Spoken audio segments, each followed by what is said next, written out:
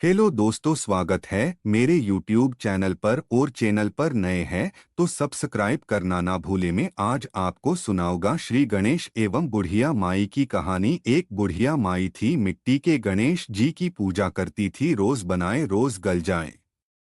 एक सेठ का मकान बन रहा था, वो बोली पत्थर का गणेश बना दो। मिस्त्री बोले जितने हम तेरा पत्थर का गणेश घड़ेंगे उतने में अपनी दीवार ना चिनेंगे। बुढ़िया बोली राम करे तुम्हारी दीवार टेढ़ी हो जाए। अब उनकी दीवार टेढ़ी हो गई, वो चिने और ढा देवें, चिने और ढा देवें।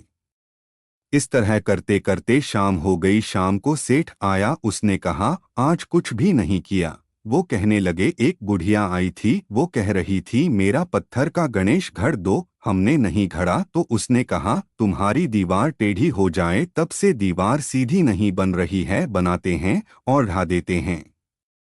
सेठ ने बुढ़िया बुलवाई। सेठ ने कहा हम तेरा सोने का गणेश गढ़ देंगे, हमारी दीवार सीधी कर दो। सेठ ने बुढ़िया को सोने का गणेश गढ़ा दिया। सेठ की दीवार सीधी हो गई। जैसे सेठ की दीवार सीधी की वैसी सबकी करना।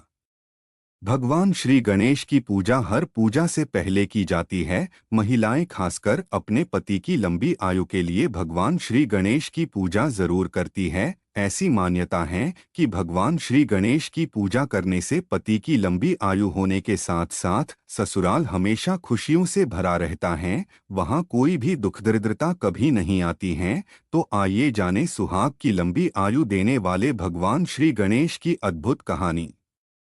आज गणेश चतुर्थी है और आज घर घर गणपति की स्थापना होगी और उनकी विधि विधान से पूजा की जाएगी।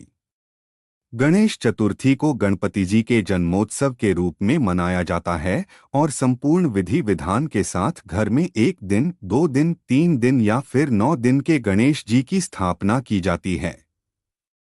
गणेश जी की पूजा में इस कथा को पढ़ना बेहद अनिवार्य माना गया है। मान्यता है कि इस कथा के पाठ से पांडवों को उनका खोया हुआ राज्य फिर से मिला था। आप भी विस्तार से पढ़े यह कथा। एक बार नैमिषारण्य तीर्थ में शौनक आदि 88,000 ऋषियों ने शास्त्रवेत्ता सूत जी से पूछा कि हे सूत जी महाराज, सभी कार्यों की निर्विघ्न समाप्ति किस प्रकार से हो?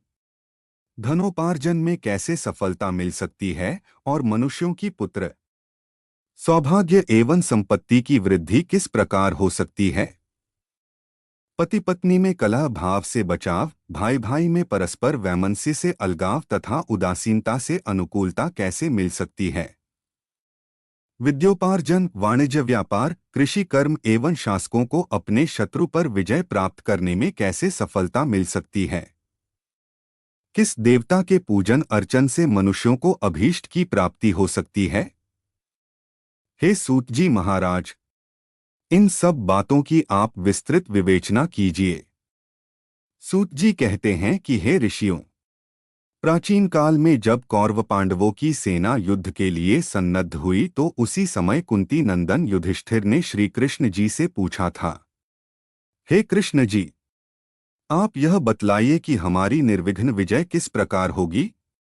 किस देवता की आराधना से हम अभीष्ट सिद्धि प्राप्त कर सकेंगे? श्री कृष्ण जी कहते हैं कि हे वीर, पार्वती जी के मैल से उत्पन्न गणेश जी की पूजा कीजिए। उनकी पूजा से आप अपने राज्य को पा जाएंगे।